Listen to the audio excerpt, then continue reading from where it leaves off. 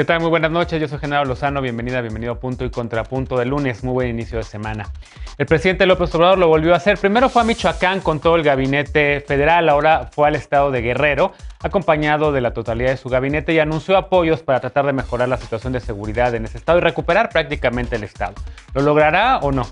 Además, la titular del SAT, Raquel Buenrostro, acudió al Congreso, a la Cámara de Diputadas y de Diputados para hablar sobre la miscelánea fiscal y especialmente uno de los puntos que más polémica ha generado y es el tema de los donativos y la deducibilidad. La titular del SAT dice que solamente afectará a 7 personas, ¿es así? Además, el presidente López Obrador lleva prácticamente ya 2 semanas hablando sobre la Universidad Nacional Autónoma de México, la ha calificado de neoliberal y también de individualista. ¿Le abona esto algo a la discusión sobre la universidad pública y la educación pública en el país? ¿Por qué lo está haciendo el presidente? ¿De qué se trata este tema? Veremos qué piensa la mesa de esta noche. Quédate con nosotros que ya empieza Punto y Contrapunto de lunes.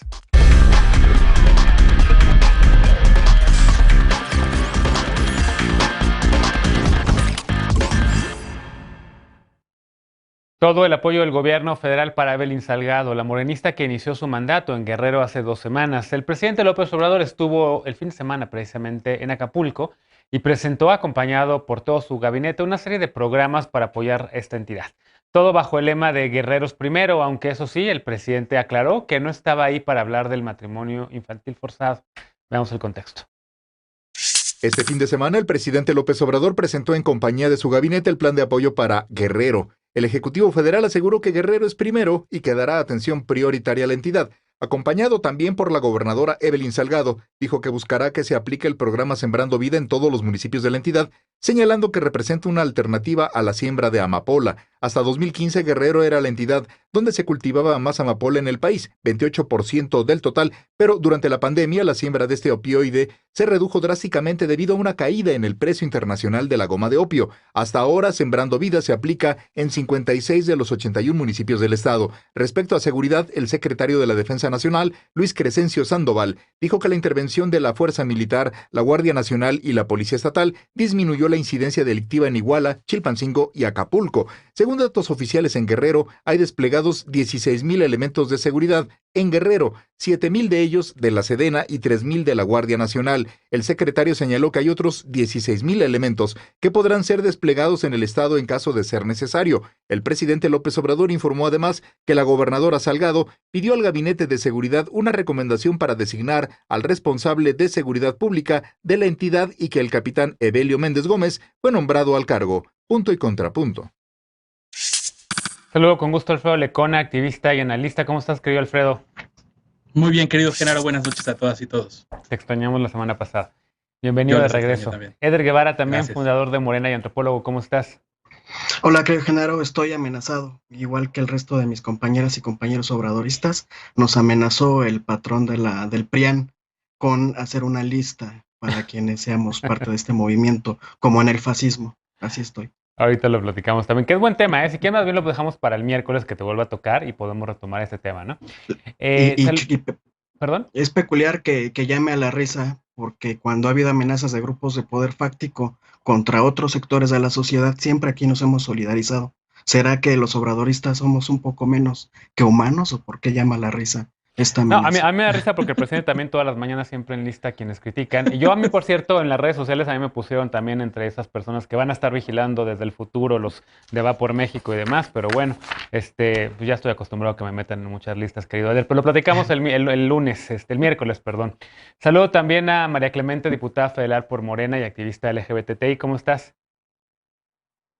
Muy bien, Genaro. Muchas gracias por de nuevo tomarme en cuenta aquí para compartir en este diálogo con estos compañeros tan expertos en diversos temas. Gracias. Bienvenida, que por cierto, aplausos a tu intervención sobre el tema de la miscelánea fiscal, que vamos a hablar en el tercer bloque, ya lo platicaremos. Aurora Espina, investigadora y militante del Partido Acción Nacional, ¿cómo estás?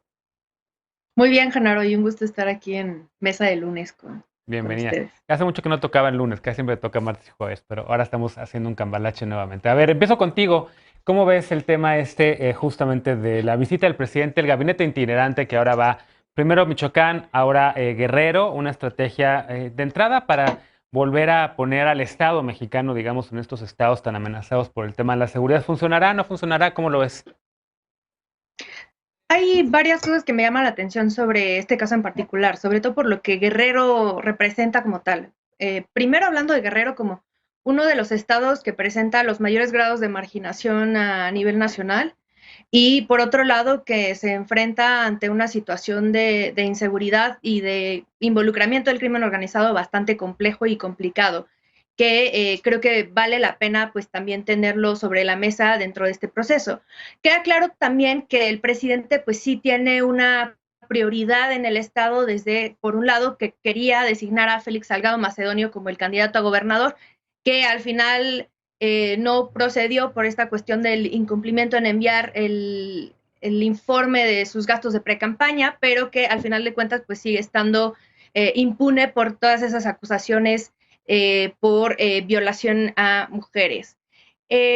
Ahora, el anuncio de dar todos los programas sociales y de apoyo, yo lo veo en distintos niveles de interpretación. Por un lado, pues es un espaldarazo a la gobernadora Evelyn Salgado, un poco también por esta situación compleja que se da con la caída de la candidatura de Félix Salgado Macedonio, y también porque Guerrero representa uno de los grandes bastiones del presidente y al final de cuentas, desde el punto de vista político, representa muchas cosas, ¿no? Lo que representa también por la cuestión del propio caso Ayotzinapa, todo lo que tiene que ver con lo que mencionaba de la cuestión del crimen organizado y también en esta cuestión de tratar de dar o de solventar esa promesa incumplida de dar resolución a la situación sobre los 43 desaparecidos en Ayotzinapa.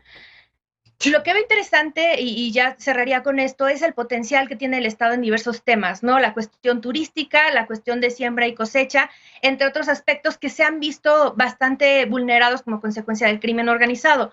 El dato interesante de qué es lo que sucede a nivel nacional con el Estado de Guerrero es que el 92.4% de sus recursos son aportaciones de la federación y solamente el 7.6% son de ingresos propios. Y en cuanto a la participación que el Estado de Guerrero genera de impuestos federales es del 0.2%. Entonces eso habla un poco de la dependencia que tiene Guerrero sobre la federación y que nos habla un poco de cuál es la situación que se vive en el Estado, y por eso yo veo interesante este proceso, ¿no? Un proceso interesante, Eder. El presidente, por cierto, reinauguró un parque público allá en Guerrero, en Acapulco. En efecto, pues prioritario por el tema del turismo. Acapulco ha sido durante décadas uno de los principales puntos de entrada para el turismo internacional y nacional en el país. Una entidad que en efecto necesitaba, digamos, esa presencia del Estado. Pero hay quien dice, Eder, que bueno, para los estados donde Morena ganó, sí apoyo. Para los estados como Tamaulipas, en donde también hay una crisis de seguridad tremenda, pues hay nada. ¿Cómo lo ves? Ese argumento no se sostiene porque, por ejemplo, el presidente anunció que solo la Secretaría de Bienestar 2021 inyectó más de 6,000 millones de pesos al Estado en distintos programas y apoyos. Otro de los datos muy importantes que nos dio el gobierno federal es que Iguala está a punto de salir de los 50 municipios más peligrosos del país, y todo eso no podrían decir que fue con un gobierno de Morena, porque la gobernadora acaba de tomar protesta. Todo eso se hizo con un gobernador de origen priista. Otro de los temas que me llama mucho la atención, ya rescatabas el tema del papagayo. La secretaria de Cultura también anunció una serie de programas para rescatar, junto con el papagayo, la cultura en la zona popular de Acapulco, que es la que ha estado abandonada por décadas, que es donde vive la gente que se dedica al turismo ahí en la zona de Acapulco. Se presentaron una serie de programas interinstitucionales, pero que no están arrancando ahorita, insisto, arrancaron desde que empezó el gobierno del presidente López Obrador, en plena coordinación con el gobernador Astudillo, emanado del PRI, y que además han tenido resultados muy concretos como esto que ya comentó de Iguala, o lo que Coneval nos contó contó, la encuesta del INEGI nos contó sobre que Guerrero es uno de los estados que han incrementado sus ingresos y que han reducido su nivel de pobreza, incluso en medio de la pandemia. Entonces, hay una política pública que está dando resultados y que ahora, con la planeación desde origen, con la gobernadora de nuestro movimiento, por supuesto que también los recursos estatales servirán y estarán destinados a la misma política de bienestar de la Cuarta Transformación y tendrá aún mejores resultados, pero lo que se habló en la charla del domingo, creo fue, en realidad fue lo que se ha hecho durante todo este año, e insisto, la gobernadora acaba de tomar protesta. Quien sí habló del tema del matrimonio infantil fue ella, Evelyn Salgado, el día que tomó protesta, y también la gobernadora Lorena Cuellar, que de Tlaxcala, que recordemos que ahí hay un tema muy grave con la trata de mujeres. Entonces, ellas sí retomaron el tema como gobernadoras, y creo que eso hay que visibilizarlo en vez de la pregunta tramposa que le hicieron a Andrés Manuel. Mañana, de hecho, vamos a llevar una sección específicamente para hablar de ese tema en Punto y Contrapunto. ¿Cómo lo ves, Lecona? Hay quien dice también demasiado tarde y demasiado poco, digamos, para la vuelta a la situación de inseguridad en el Estado. Eder menciona ya que había habido trabajo, digamos, conjunto con militantes, gobernadores y políticos de otro partido, no necesariamente con Morena. Menciona el caso de Iguala, que me parece relevante. Pero ¿cómo ves tú ahora este gabinete itinerante que va a ir, digamos, a varios estados a tratar de poner de nueva cuenta la presencia del Estado? Pues como mensaje, dejarlo en eso. Otra vez, ya lo habíamos hablado cuando lo de Michoacán, me parece.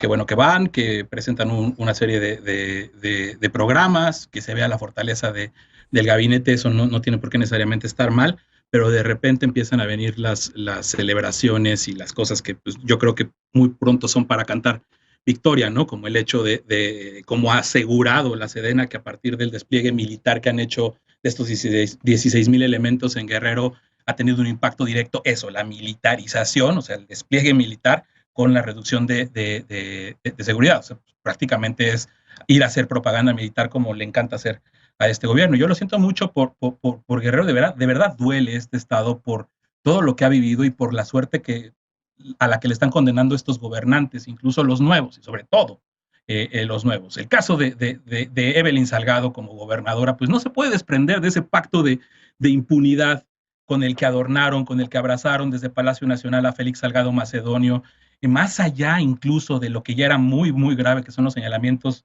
de violación, los pactos que han reportado o han reporteado periodistas como Anabel Hernández sobre lo que fue la gestión de Salgado Macedonio en Acapulco y esos pactos narcos, esos narcopactos que ha arrastrado esta familia desde hace mucho tiempo, incluyendo, por supuesto, a la pareja de la gobernadora. Entonces, esa es la verdad, la tristeza de un Estado que ha visto, que ha pasado, o que ha visto pasar a personajes y situaciones históricas tan relevantes como el caso de Rosendo Radilla Pacheco, que transformó todo el sistema de derechos humanos a partir de su desaparición forzada. El caso Ayotzinapa, donde ya también empezamos a ver cosas que no deberíamos, al propio Alejandro Encinas descalificando a Vidulfo Rosales, el abogado de los normalistas de Ayotzinapa, diciendo que tiene una agenda propia, la base militar de Pie de la Cuesta, que fue un centro de detención y de tortura en tiempos de la Guerra Sucia, hasta este Acapulco, hasta este Guerrero que hoy por hoy está lamentablemente gobernado por personas y por personajes y por un grupo criminal que no se ha investigado como tendría que ser y que contrario a eso, pues la respuesta es militarización y más apoyo y más pactos de impunidad. Contrapunto, María. Además, hay muchas lecturas, digamos, incluso para la militancia de tu partido, ¿no? O sea, el presidente cobijó bien a la gobernadora, Evelyn Salgado. De repente parecía, pues prácticamente ya también una precandidata a algo más, porque yo veía muchas sonrisas entre ambos y como básicamente, pues ir al Estado, darle esta tensión con la inauguración del Parque Papagayo, pues creo que también pone ya a Evelyn en otro nivel. ¿Cómo lo ves? Primero, pues a Lecona contestarle que si acusa de criminal a un grupo, yo lo invitaría a que acuda a un ministerio público a hacer una denuncia.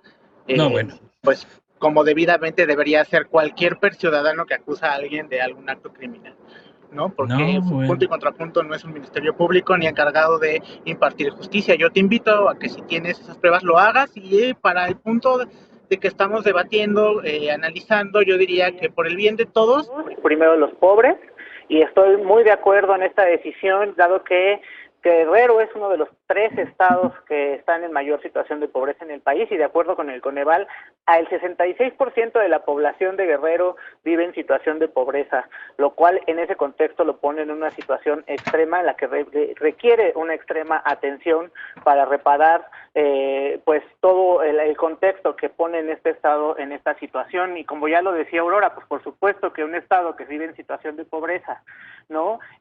Pues cómo va a recaudar impuestos de dónde los van a sacar, ni modo que le quiten el techo de milpa a la gente de su casa para recaudar impuestos. Es evidente que en un estado donde hay pobreza no se va a recaudar impuestos, porque no hay una vida económica activa que permita que la gente genere ingresos y que esos ingresos se conviertan en una recaudación tributaria. Entonces, en ese sentido, pues ese argumento creo que es a favor del Estado y a favor de la decisión, para que Guerrero pueda tener más una mejor economía y entonces pueda el Estado recaudar más impuestos del pueblo de Guerrero. Sí. Pues qué bueno que ahora el presidente vaya a tener esta iniciativa de reactivar la economía con estos apoyos para que entonces Guerrero se reactive y pueda integrarse al desarrollo político, cultural y social de este país. Déjame regresar contigo justo, voy a regresar contigo para hablar sobre el tema fiscal del que hablabas, porque en efecto regresaremos después de la pausa para hablar sobre esta visita, testimonio que tuvo la titular del SAT, Raquel Buenrostro, entre una comisión de diputadas y diputados para analizar la miscelánea fiscal que limita las deducciones reportadas por personas físicas y que busca poner un tope a los abusos, así lo dijo Raquel Buenrostro, pero organizaciones de la sociedad civil pues no opinan lo mismo. Regresamos con este tema punto y contrapunto, no te vayas.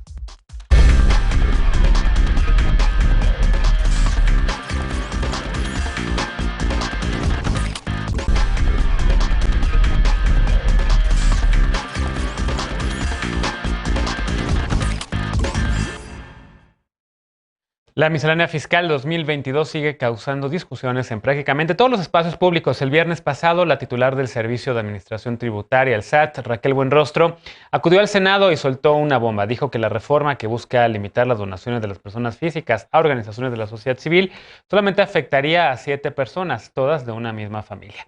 Pero las organizaciones ciudadanas pues no coinciden con esto. Veamos el contexto. La limitación a las deducciones de los donativos hechos a organizaciones de la sociedad civil solo afectará a 7 personas. La jefa del Servicio de Administración Tributaria, Raquel Buenrostro, dijo el viernes que la reforma busca poner un tope a los abusos. Durante una reunión de trabajo con las comisiones de Hacienda y Crédito Público en el Senado, Buenrostro explicó que entre 2019 y 2020, la dependencia a su cargo detectó que 7 personas buscaron deducir entre 170 y 340 millones de pesos. Según la funcionaria, este dinero fue para fundaciones que pertenecen a estas mismas personas, cuya identidad no reveló, aunque sí dijo que pertenecen a una sola familia. Explicó que además deducían más de lo que aportaban y que en 2020 inventaron 732 millones de pesos que no existen en deductivas. La funcionaria expuso que como la ley debe ser preventiva y no punitiva, es mejor poner restricciones para evitar auditar a las 50 personas físicas que inventan deductivas. La reforma al artículo 151 de la Ley del Impuesto sobre la Renta busca que los donativos de las personas físicas no rebasen el 15% del total de sus ingresos anuales. Buenrostro dijo que el 84% de los donativos que reciben las organizaciones donatarias están garantizados porque los donativos provienen de personas morales y no habrá modificaciones para ellas. Dijo que el 96% de las personas físicas que hacen donativos aportan menos de 30,000 pesos al año y que solo el 4% aporta un monto mayor. Sin embargo, la Red por los Derechos de la Infancia en México ha señalado que este cambio afectará a 1,800 organizaciones que obtienen entre el 30 y el 100% de su presupuesto anual de donativos de personas físicas. Punto y contrapunto. Bueno, empiezo contigo, María Clemente. Decía al principio del programa que nos sorprendiste a muchos gratamente con el uso de la tribuna como diputada federal, en donde saliste a defender los donativos. Donar es vida. Hablaste sobre tu caso también de recibir medicamentos antirretrovirales gracias al trabajo de organizaciones. Y pues básicamente levantaron muchos y muchas las cejas en tu partido, ¿no? Recibiste el apoyo, por cierto, también de las bancadas de Movimiento Ciudadano del PRI, a una reserva que metiste. Acudió Raquel Buenrostro, Comisiones Unidas de Diputados y Senadores a hablar del tema. ¿Qué impresión te deja? ¿Qué impresión me deja? Me deja que yo estoy de acuerdo. Primero quiero aclarar, primero me gustaría aclarar un punto que da secuencia al primero que estuvimos. Aplaudo, espero tengo mucha expectativa de la gobernadora Evelyn Salgado. Soy diputada federal por la 4ª circunscripción y sin los votos que Evelyn Salgado tuvo, yo no hubiera podido ser diputada federal, no hubiera podido tomar la tribuna para defender a las organizaciones de la sociedad civil, y dicho sea de paso, nunca tuve un impedimento de mi partido para inscribir mi reserva, para subir a tribuna a decir el discurso libremente que yo misma elaboré y expresé con mi equipo de trabajo, y simplemente que en el consenso del grupo no tuve la favorable de la votación, y yo decidí, como diputada representante del pueblo de México, abrirme al diálogo con el resto de las facciones que decidieron apoyar mi reserva en distintos sentidos y visiones. En ese sentido, yo presenté la reserva porque justamente la perspectiva que tengo del sistema de administración tributaria, yo entiendo que la ley debe de ser preventiva, ¿no? Y eso está bien, pero hay muchísimas personas que son donatarias particulares, es decir, personas físicas que sí hacen donativos mayores, ¿no?, al nuevo monto que se está aplicando, que sin duda afecta a muchísimas organizaciones de la sociedad civil. Yo soy militante de Morena, pero tengo otra credencial. Yo soy activista defensora de derechos humanos. Yo he presidido una organización civil durante más de 5 años, Agenda LGBTAC. He participado en otras y otras me han ayudado en los peores momentos de mi vida. Entonces vengo de la sociedad civil organizada, conozco el contexto. Sin duda hay muchas organizaciones de la sociedad civil que se prestan a usar el esquema para poder deducir impuestos como donatarias, para esquemas de evasión y lavado de dinero, pero también hay muchas organizaciones que no son así, que trabajan al día, consiguiendo todos los días a partir de diversas formas de recaudación, como puedo citar Casa de la Sal, que es una gran organización que ayuda a niños que viven con VIH. Está en un predio ubicado al sur de la ciudad, que es muy conocido, donde viven ahí muchos niños, otros no, y tienen muchísima actividad, y todos los días les falta algo para poder llevar a cabo su labor y ayudar a más personas. Dicho sea de paso, que hacen esta labor porque el Estado mexicano, no en esta administración, ni en la pasada, ni en todas, sino en todo el lapso que lleva la pandemia del VIH en México, el Estado no ha podido resolver ni atender, porque dicho sea de paso, en México habemos personas que estamos viviendo 2 pandemias al mismo tiempo, y una lleva más de 25 años y no ha habido una solución efectiva para ella. En ese sentido fue que tomé la tribuna para poder expresar y se te agradece mucho que lo hayas hecho. Y defender a las organizaciones de la sociedad civil. De acuerdo. Y se te agradece porque yo también, por cierto, mando saludos a la Casa de la Sal. Yo soy donatario de la Casa de la Sal desde hace como 15 años. Mensualmente aporto una pequeña cantidad para tratar de ayudar también a esta organización, que en efecto cuando salió esta reforma lecona, pues muchos nos asustamos, ¿no? Yo pues dono a la Casa de la Sal, dono algo a Gire, dono de repente también a organizaciones en defensa de animales, pues poquito, y luego también trato de deducir de esos donativos. Y pues muchas organizaciones estaban un poco asustadas, en efecto, porque de repente podría esto ahuyentar pues prácticamente esta cultura de ayudar a organizaciones. ¿Cómo lo ves? ¿Te despejó dudas la titular del SAT? No, porque, a ver, yo todavía tengo muchas más. Y la verdad es que quien puede ver realmente la realidad como es ella, casi como nadie en el país. Ella sí puede saber cuántas personas están recibiendo, qué están recibiendo, de dónde vienen. Hemos hablado aquí cuántas veces de la unidad de inteligencia financiera y de todos los instrumentos que tiene Hacienda para poder saber con exactitud de dónde hay que hacer las presiones, dónde hay que afinar muchas cosas para que la recaudación sea lo mejor y lo más justa posible y lo más adecuada a la ley. Yo también celebro muchísimo y felicito tremendamente a María por ese posicionamiento que hasta hoy pude revisar, que se me hace, creo que en tono con lo que estás diciendo, Genaro, de esto va la cosa, de esto se trata.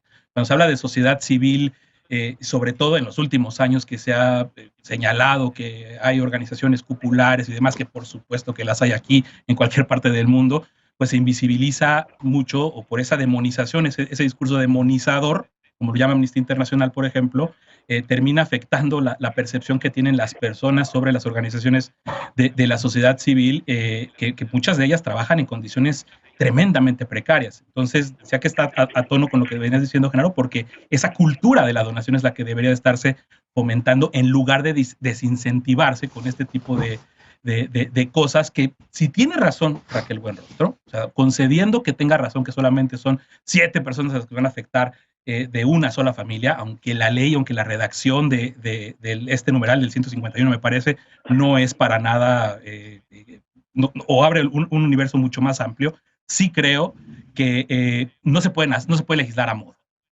Y que esto que decía María en tribuna, de que por lo menos se tuvo que haber tomado un año para afinar una propuesta, encontrar todo eso, pues hubiera evitado incluso de eso que está prohibido por la propia Constitución, que es hacer leyes a modo, que es decir, bueno, si hay 7 personas que están usando el esquema de las donaciones para hacer alguna cosa truculenta, pues entonces creo que hay que ponerle el ojo a esas 7 personas y no impactar a un sistema que va a agarrar parejo a cualquier donataria autorizada, a cualquier persona que quiera donar más allá, porque, insisto, no se está fomentando una cultura de la donación, sino todo lo contrario, cual creo que es bastante grave para un Estado que no puede cumplir y no puede cubrir las necesidades muchas veces más básicas de la población, como la seguridad.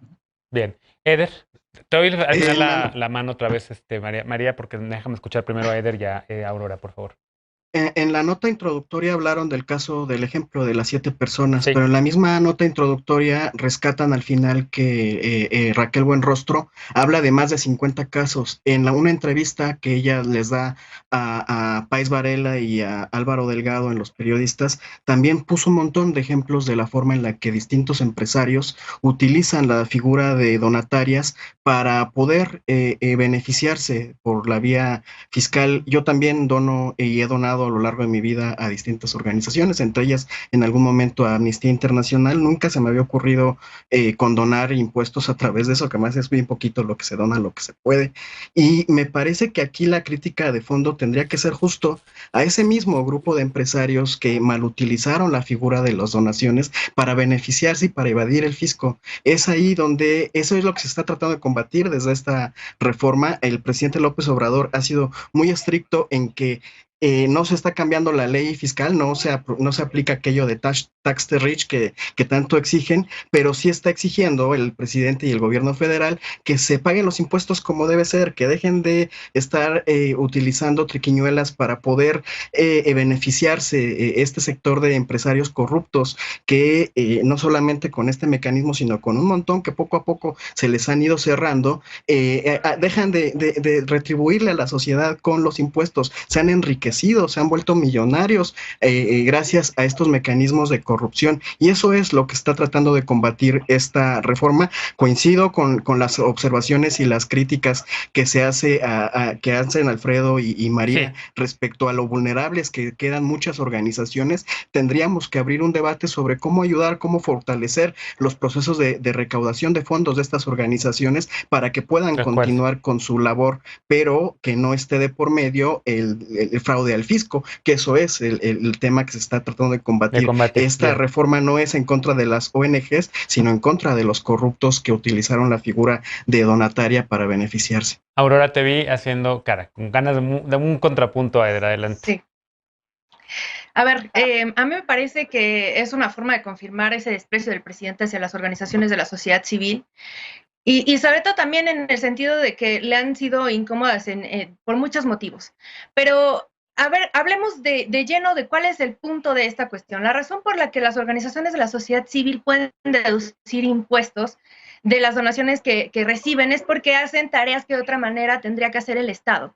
De alguna forma, el trabajo que hacen las organizaciones de la sociedad civil alivia al gobierno o al Estado de una carga de trabajo, que al final de cuentas, pues estas organizaciones están actuando de manera subsidiaria, en donde el gobierno en sus distintos órdenes y niveles no llega, no puede llegar y por alguna razón no está atendiendo problemáticas y situaciones concretas que son necesarias atenderse y que al final de cuentas pues estas organizaciones trabajan y también hay que decirlo, estas organizaciones pues también representan empleos para personas que se dedican de tiempo completo a trabajar por resolver y atender diversas situaciones como las que se han mencionado ahora, y por lo que yo creo que es importante manejarlo. Sí me parece bastante problemático que se desarrolle una legislación pensando en nombres y apellidos que no quisieron dar, ¿no?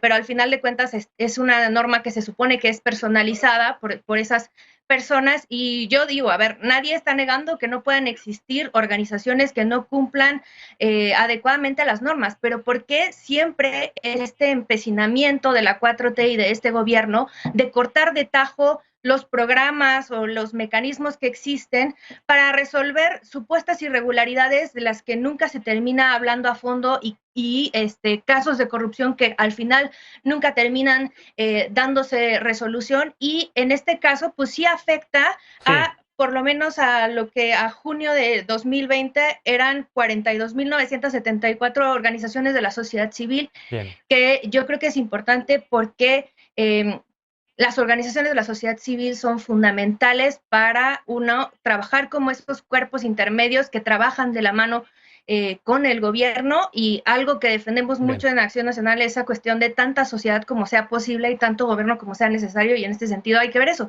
que se revise lo que se tenga que revisar, pero tampoco hay que caer en esa cuestión, Eder. Bien. A ver, finalmente, rapidísimo, porque levantaste la mano, María Clemente. Vas 20 segundos porque hoy los cortes están larguísimos. Sí, mira, nada más aclarar que yo sí estoy de acuerdo con el corte del presidente al programa de conversión social, porque además había un oficialismo de organizaciones de la sociedad civil que yo les decía entonces las chichifas del gobierno, y que las organizaciones de la sociedad civil no deben de ser el outsourcing del gobierno. Es decir, si el gobierno tiene 1,000 millones de pesos para atender personas con discapacidad y comprar sillas de ruedas, no las tiene que distribuir sillas de ruedas las tiene que distribuir el Estado. Pero estoy de acuerdo en que las organizaciones recauden con particulares lo que quieran. Ya parece que Greenpeace va a ir a la Casa Blanca a pedirle dinero a Joe Biden. Pero se le pide privilegios fiscales. Yo me quedo con el discurso de María Clemente, la diputada en tribuna, cuando dices donar es vida. E invito, desde aquí lo hago casi siempre, a que si nos estás viendo y si defiendes alguna causa, acércate a una organización, la que quieras, la que te guste, la que creas que es un trabajo profesional. Dona lo que puedas, tiempo, puedes también donar tu propio tiempo y trabajar ahí como voluntario, como voluntario. Si puedes depositarles una lanita, las organizaciones te lo van a agradecer, y sobre todo las personas que se benefician del trabajo de la sociedad civil. No hay democracia sin organizaciones fuertes de la sociedad civil. Hacemos una pausa y al regresar, por tercer día, el presidente López Obrador habló de la Universidad Nacional Autónoma de México, la UNAM, y dijo que se hizo individualista y que se derechizó. ¿Realmente le hace falta una sacudida a la máxima casa de estudios, como dijo el presidente, o la UNAM siempre ha sido plural? Volvemos con este tema, punto y contrapunto, no te vayas.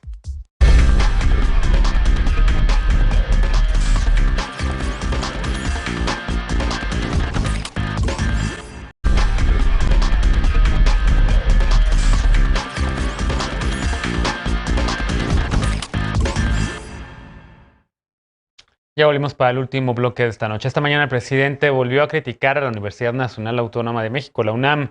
El mandatario aseguró que estaba dominada por lo más retrógrada, así lo dijo, y que se derechizó y que apenas hizo un pequeño cuestionamiento y se pusieron enojadísimos.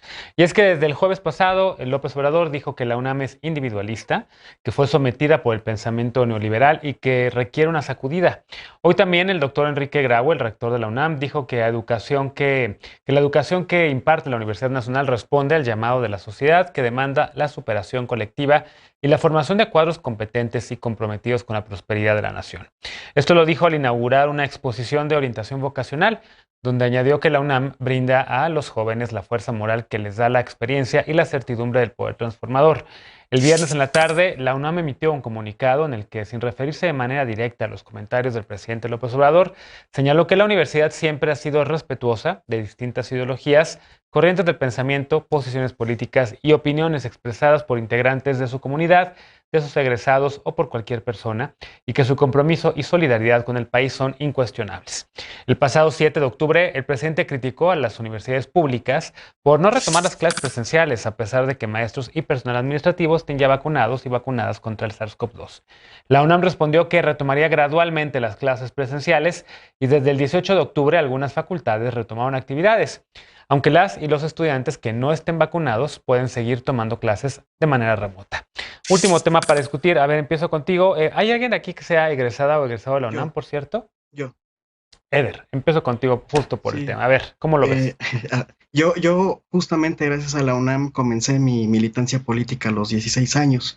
Y este debate que el presidente López Obrador retoma no es actual, no es de él. En 1998, meses antes de que estallara la huelga del 99, del Consejo General de Huelga, don Pablo González Casanova, que aún sigue militando en el zapatismo, escribió el texto Educación, Trabajo y Democracia, y ahí hablaba de cómo los planes de estudios de la UNAM UNAM y el proyecto de quienes estaban a cargo de la UNAM, y sí siguen a cargo, era de privatizador y era neoliberal, era para generar mano de obra calificada para el sistema neoliberal y no para construir pensamiento crítico, que ojo, tener pensamiento crítico no es abrazar una ideología, el pensamiento crítico sirve para cuestionar cualquier tipo de ideología. En 2010, Rolando Cordera, que tampoco es obradorista, escribió México, la disputa por la nación, y ahí hace una fuerte crítica de cómo después del movimiento del 68, comenzó un proceso de derechización de la Facultad de Economía específicamente, que es uno de los ejemplos que retoma el presidente López Obrador, y cómo la dirección de la Facultad de Economía comenzó a ser dirigida por académicos egresados de Chicago con este perfil neoliberal. Por supuesto que a través de la definición de los planes y programas de estudio y de un sistema educativo que viene armonizado a nivel de educación básica con ese pensamiento neoliberal y tecnócrata, se ven afectado la vida cotidiana de la UNAM. Y si no, ¿cómo explicamos que el último gran movimiento iniciado y encabezado por estudiantes de la UNAM haya surgido en 1999? Todo lo que llevamos de siglo y de milenio, no ha habido un solo movimiento estudiantil que la UNAM haya encabezado, haya protagonizado. Y ojo, porque el movimiento feminista y el movimiento del magisterio eventuales, con dignas y justas reclamos, no han tenido la resonancia dentro de la comunidad universitaria como sí lo tuvieron en otros momentos coyunturales. Ahora, el presidente también hablaba y se preguntaba que por qué el Yo Soy 132 no empezó en la UNAM. Pero la verdad es que la UNAM sí tuvo un papel importantísimo en ese movimiento. Yo recuerdo las asambleas en la UNAM, interuniversitarias, donde fueron centrales para el movimiento, ¿no, Lecona? Sí, a mí me tocó presidir 6 de esas 11 asambleas, casi todas en la UNAM. Creo que 5 de esas 6 fueron en la UNAM. La primera Asamblea General Interuniversitaria fue en la UNAM. Y esto se veía entre muchas otras cosas porque habían estudiantes de universidades privadas de todo el país que no encontraban la libertad y los espacios para poder desarrollar este tipo de encuentros y este tipo de asambleas, y la fundación de un movimiento como fue el Yo Soy 132 hace ya unos años, en 2012. 9. Entonces, ¿mandé? 9 años.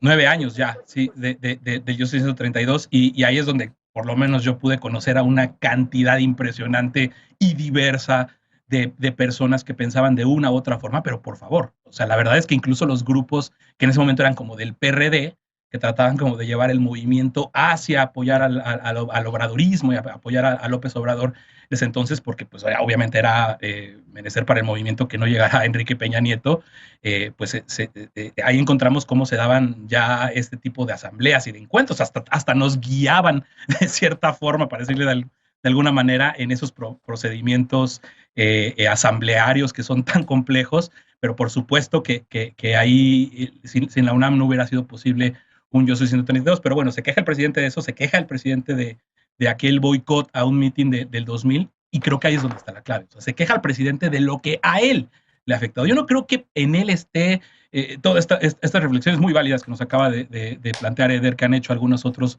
pensadores, otros universitarios o no universitarios en torno a la educación pública, sino que pues, es una cuestión, yo la verdad no entiendo, y quería más a ver si en esta mesa encontraba la respuesta, ¿qué demonios pasó para abrir este frente? O sea, si fue por lo de el regreso a clases, que por cierto, que mal hace el presidente al no reconocer a todos los alumnos, alumnas, profesores que han hecho un gran esfuerzo por tomar sus clases a distancia, pero no sé si ese fue el origen o qué demonios, o sea, ¿por qué demonios de repente agarrar y abrir un frente de esta forma, de esta naturaleza, donde hoy terminó embarrando hasta el propio embajador de México en la ONU? Sí, el representante Juan Ramón de la Fuente. Sí, justo la próxima semana en la visita que va a hacer el presidente. Yo de verdad no entiendo y me hace sentido hasta ese malestar que he visto en muchos obradoristas, porque pues, es insostenible perdón, con este cierro porque es súper importante. Sí. Un dato de Raúl Trejo del Arbre de ayer, entre los más de 55,000 alumnos que ingresaron a la licenciatura el año,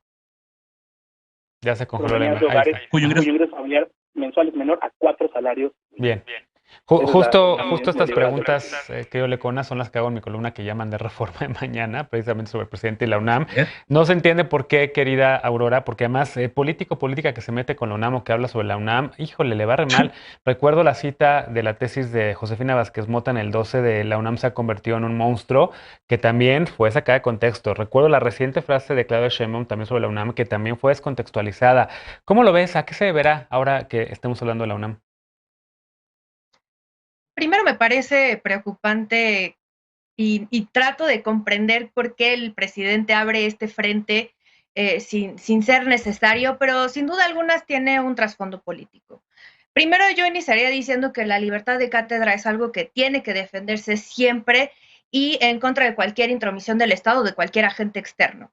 Y también pensar en la universidad como ese espacio en donde tampoco debe haber espacio para una cultura de la cancelación que pretende censurar cualquier cosa que sea, que se diga en contra de lo políticamente correcto, porque al final creo que cuando se llega a un esquema de pensamiento único, la universidad deja de existir y creo que también eso es importante mantenerlo en la discusión. Yo creo que la principal motivación del presidente es una política pensando en la sucesión próxima de la elección de nuevo rector de la Universidad Nacional Autónoma de México. Pero está muy lejos todavía eso, ¿no? Al final, todavía está muy lejos, pero sí debe haber alguna intencionalidad. Ya empieza a haber actores políticos que empiezan a interesarse o a mostrar pues un poco este interés de ser parte, pero creo que tiene una correlación directa con esta cuestión. Y esa cuestión de que también hay que recordar, o sea, la UNAM ha sido una institución que se reconoce como una institución plural históricamente y que al final, aunque se hable de esta supuesta... Pues sigue siendo un semillero importante dentro de diversas de sus facultades para quienes creen en una visión marxista de la historia. Y también hay que recordar, por ejemplo, el auditorio Justo Sierra, hoy llamado Che Guevara, pues lleva 25 años por grupo. Pues es una universidad que ha tenido esa pluralidad y que pues sí me parece un error del presidente que no se tenga este manejo, ¿no? Poniendo a teflón, el teflón que tiene el presidente María Clemente aprueba una vez más, pero ahora con la UNAM, ¿cómo lo ves? Pues fíjate que estoy de acuerdo con Eder, ¿no? Pensamiento crítico no es abrazar una ideología, pensamiento crítico es disentir del artículo 151 y pensamiento crítico es hacer crítica a lo establecido. Creo que el presidente no se equivoca en poner el dedo sobre el renglón en las universidades públicas, sobre todo las autónomas. Yo fui consejera universitaria de la Universidad Autónoma de la Ciudad de México y mía no sirve para mucho para la base de los estudiantes, los trabajadores de la universidad, sino para las cúpulas. Y esto se replica en todas las universidades públicas. Autonomía no es soberanía y las universidades tienen que ceñirse a la ley. Y es muy importante el caso de todas las universidades. Hay que revisar. El ejemplo más claro es cuántas universidades estuvieron siendo parte de la estafa maestra.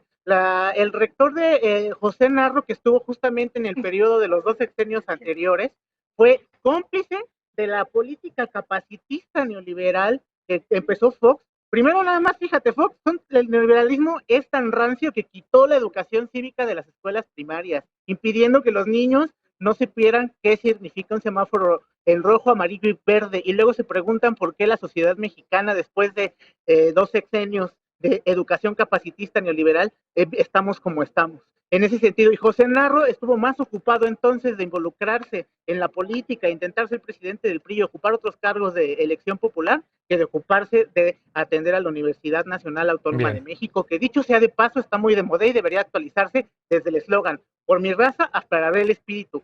Un eslogan, un lema más racista, ustedes díganme qué raza son, porque yo todavía no sé qué raza soy, ni a qué espíritu correspondo. Entonces tiene que haber una revisión estructural de la Universidad Nacional Autónoma. Bien. decir que justamente hay los casos de las cafeteras de más de 25,000 pesos y unas cosas que se venden compras excesivas, opacas, ¿no? Y que nadie dice nada, y creo que sí debería de revisarse los planes y programas de estudio, y los profesores que se quejan de lo que acaba de señalar el presidente de la República, no tienen vergüenza cuando no trabajan, mandan a sus adjuntos, y hay miles de trabajadores por honorarios que cobran 700 pesos por quincena, mientras los académicos registrados cobran más de 50,000 Veo pesos. dos manos levantadas, pero estamos 2 minutos fuera de tiempo. Deberían de compartirles de su salario a los trabajadores de honorarios que explotan. Me da nuestro productor 1 minuto 30 segundos, cede rapidísimo, y 30 le Sí, rápido. El presidente López Obrador siempre es muy transparente en sus opiniones. Lleva mucho tiempo criticando, por ejemplo, a la autónoma del estado de Jalisco y al grupo de poder que tiene controlada la universidad. ¿Eso significa que hay un plan de acción para desbarrancarlo? No. Tampoco en la UNAM. Él tiene una crítica, y es una crítica basada en los sustentos que ya les conté y en muchos otros que existen, y eso no significa que vaya a generar algo para desestabilizar a la UNAM. Solo es una observación crítica de un ciudadano que ahora es presidente de la República. No hay nada, no hay una agenda detrás de ese proceso. A especular que es por el cambio de rectoría, eso es una especulación que además no tiene sustento en nada. Decía que falta mucho, hasta el 24 me parece cuando viene, pero Lecona finalmente, y de verdad 30 segundos max. Menos, yo nomás tengo una pregunta, de todo lo que acaban de decir, ¿dónde está esto en palabras del presidente? ¿Dónde están las denuncias de corrupción? ¿Dónde está? ¿En qué momento se planteó un debate sobre abusos como los de la estafa maestra? Es la misma estrategia de todo lo que usaron varias veces en el debate, de agarrar y decir, unas cuantas personas han abusado, han hecho esto, y entonces, por tanto, todos son unos neoliberales. Es el mismo argumento en cualquier debate que quieran. Se nos fue el tiempo del programa, da para mucho más el debate de la UNAM, vamos a darle seguimiento, creo que lo recuperaremos mañana también con las compañeras y compañeros de la mesa de martes y jueves. Hacemos una pausa y al regresar nos vamos con la paparrucha esta noche, no te vayas.